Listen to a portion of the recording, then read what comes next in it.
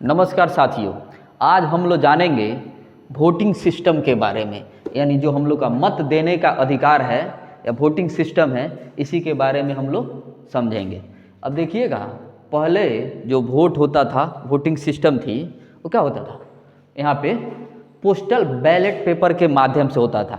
लेकिन कुछ समय के बाद क्या हुआ, ईवीएम मशीन आ गई, ईवीएम मशीन के माध्यम से होता है। लेकिन इस चीज़ें का उपयोग शुरू से ही होते चले आया है। जो गवर्नमेंट अधिकारी हैं, गवर्नमेंट कर्मचारी हैं, चाहे क्या है, जो सेना विभाग में हो, शिक्षा विभाग में हो, बैंक विभाग में, यानी किसी भी विभाग में क्या अपनी सरकारी सेवा दे रहे हैं, उनके लिए होता है, क्योंकि वे उस दिन ड्यूटी में तैनात रहते हैं और उस दिन वोटिंग होती है तो ये अपने क्या करते हैं, मत का इसके माध्यम से, पोस्टल बैलेट के माध्यम से अपना क्या करते हैं, मतदान करते हैं।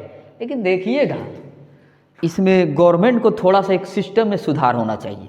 ठीक है, वो ईवीएम के द्वारा कर रहा है, लेकिन बहुत सारे ऐसे अपने जन समुदाय के लोग हैं जो अपने रोजी रोटी के लिए अपने प्रदेश या अपने क्षेत्र से दूर रहते हैं, जैसे दिल्ली, पंजाब, हरियाणा, जहाँ भी रहते हैं, उन लोगों के लिए ऐसा कुछ सिस्टम आना चाहिए कि ऑनलाइन वोटिंग कर दे।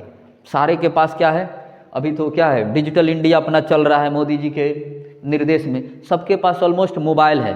मोबाइल से ही क्या करते हैं, वो वोटिंग कर दें। जैसे हम लोग देखते हैं बिग बॉस होता है, चाहे और सारा जो शो होता है, उसमें भी हम लोग वोटिंग करते हैं जिताने के लिए।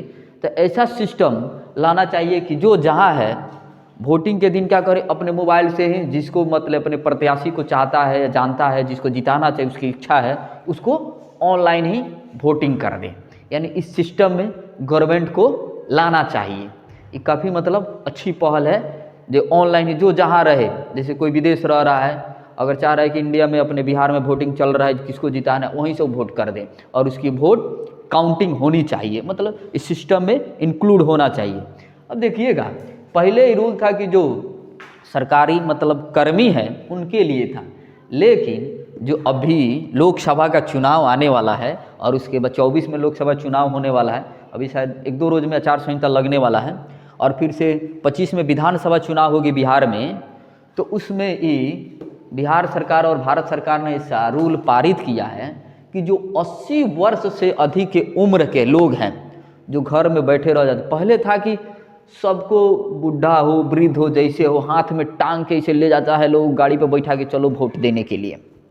तो बहुत सारे वोट ऐसे नुकसान हो जाते थे, कोई ले नहीं जा पाता था। अच्छा, बोलता था हम लोग क्या जाने की ज़रूरत ही नहीं है।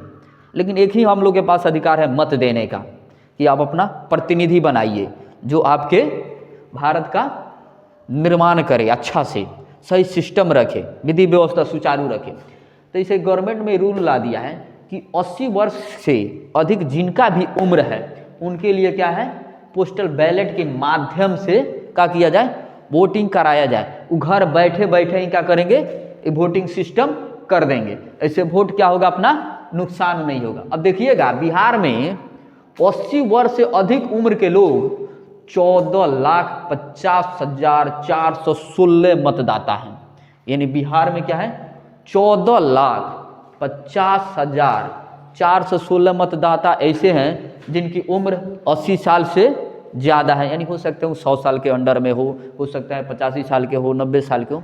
तो इनके वोट के लिए क्या किया, इनके मत के लिए घर पे ही ऐसा व्यवस्था कराया जाएगा कि पोस्टल बैलेट का क्या करें, उपयोग करें। अब पोस्टल बैलेट की व्यवस्था कब की गई, चुनाव आयोग के नियमावली 1961 के नियम 23 में क्या करके सुधार करके ये व्यवस्था लाई गई है। इससे बहुत ज़्यादा फायदा होने वाला है। जो हमारा मत नुकसान हो जाता था लोगों का, इसके माध्यम से घर में जितने बड़ बुजुर्ग होंगे, जो मतलब जाने में असक्षम है, उनके लिए ही वोट हो जाएगा, यानी नुकसान नहीं होगा। अब वोट तगड़ा पड़ेगी, जिस भी पार्टी की पड़े, जिस भी प्रतिनिधि की पड़े। यानी हम लोग जाने आज क्या, अधिक उम्र के लोगों के लिए वोटिंग सिस्टम में क्या सुधार किया गया है, पोस्टल बैलेट के माध्यम से वे घर पे ही वोट कर देंगे और उनका वोट काउंटिंग होगा। फिर हम लोग मिलते हैं नेक्स्ट वीडियो में, तब तक के लिए धन्यवाद। जय हिंद।